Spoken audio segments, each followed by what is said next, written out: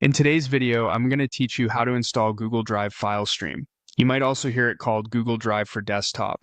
This is the current name for the same app that lets you access your Drive files right from your computer without taking up much local storage.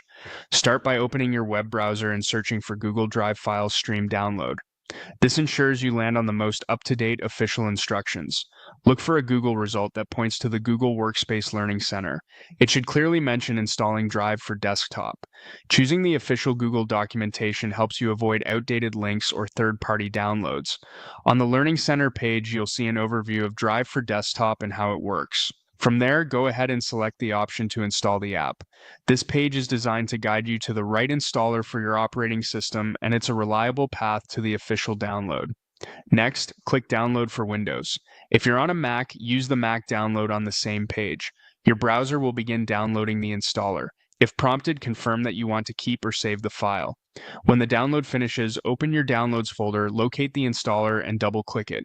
If your device asks for permission to make changes, approve it. This is normal for app installations. In the installer, choose Install and let it run.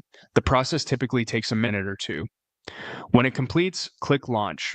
If it doesn't open automatically, you can find Google Drive in your Start menu on Windows or in Applications on Mac OS.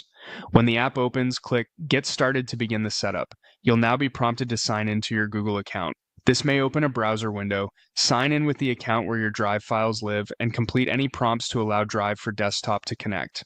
If you use multi-factor authentication, follow your usual verification steps. When sign-in finishes, the app will finalize setup. After setup, you'll see Google Drive appear in File Explorer on Windows or Finder on Mac. From there, you can open, search, and organize files as if they were on your computer while they stay safely in the cloud.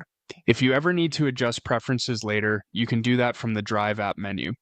That's it. You searched for the download, opened the Install Drive for Desktop page, downloaded the installer, ran it, launched the app, clicked Get Started, and signed in.